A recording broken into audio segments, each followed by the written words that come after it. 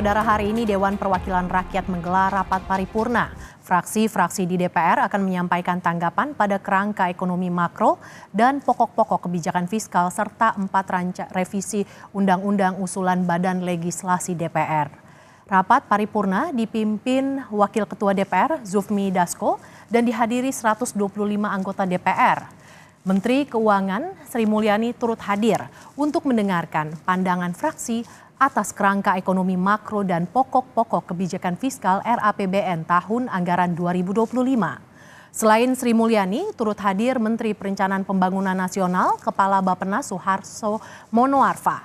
RAPBN 2025 disiapkan dalam masa transisi dan akan dilaksanakan di bawah pemerintahan Presiden terpilih Prabowo Subianto. Rapat paripurna juga akan membahas tentang revisi Undang-Undang Kementerian.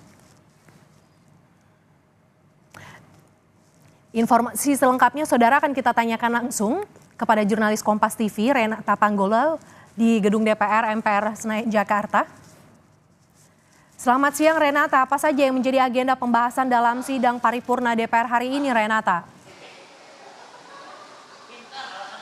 Ya, Mercy dan saudara, agenda dalam sidang paripurna hari ini ada 2. Yang pertama adalah penyampaian pendapat dari fraksi-fraksi DPR terkait dengan kerangka ekonomi makro dan pokok-pokok kebijakan fiskal RAPBN 2025. Kemudian ada agenda kedua, penyampaian pendapat fraksi-fraksi terhadap 4 RUU usul inisiatif Badan Legislasi atau Balek DPR RI. Ada 4 RUU, pertama ada RUU Keimigrasian, kemudian RUU Kementerian Negara, ada RUU Tentara Nasional Indonesia, dan yang terakhir ada RUU Kepolisian Negara Republik Indonesia yang kemudian nanti dilanjutkan dengan pengambilan keputusan menjadi RUU usul inisiatif DPR RI. Tadi berdasarkan informasi terakhir memang baru saja selesai penyampaian pendapat dari fraksi-fraksi terkait dengan kerangka ekonomi makro dan pokok-pokok kebijakan fiskal 2025.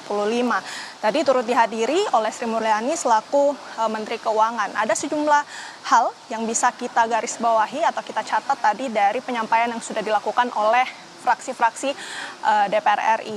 Ini yang pertama tentunya secara umum fraksi DPR RI ini menyetujui untuk pembahasan lebih lanjut terkait dengan kerangka ekonomi makro dan pokok-pokok kebijakan fiskal 2025. Kemudian juga beberapa fraksi ini mengapresiasi kinerja dari pemerintah yang sudah mendiskusikan gitu atau membuat RAPBN 2025, dan juga tadi ada yang unik sempat berterima kasih juga sudah mengakomodasi beberapa fraksi ini, kemudian berterima kasih karena sudah mengakomodasi sejumlah program-program yang nantinya akan dijalankan oleh pemerintahan selanjutnya Presiden Wakil Presiden terpilih Prabowo Subianto dan juga Gibran Rakabuming Raka, khususnya program makan siang gratis atau makan bergizi gratis. Namun tadi memang ada sejumlah catatan juga yang menarik untuk dibahas. Ini yang pertama terkait dengan anggaran pendidikan yang seharusnya 20% dari APBN, karena tentu yang kita tahu juga dengan semakin tajamnya juga isu UKT ini, tentu pihak anggota DPR RI ini kemudian menggarisbawahi terkait dengan anggaran pendidikan untuk tahun 2025 nanti. Kemudian juga terkait dengan anggaran kesehatan, khususnya kebijakan BPJS yang kemudian akan menghilangkan atau penghapusan kelas yang diganti dengan kebijakan kelas rawat inap standar atau KRIS. Kemudian juga tentu untuk menjaga inflasi, khususnya terkait dengan volatile food, bagaimana kemudian ini bahan pangan yang seringkali menyebabkan inflasi, diminta agar supaya nanti bisa menjaga kelangkaan. Dan kemudian yang keempat terkait dengan target-target seperti pertumbuhan ekonomi, kemudian laju inflasi, dan juga terkait dengan nilai tukar ini masih dirasa ataupun masih bisa dimaklumi oleh para anggota DPR RI karena mengingat lagi kondisi geopolitik dan juga kondisi perekonomian global yang diperkirakan masih tumbuh stagnan di tahun-tahun berikutnya.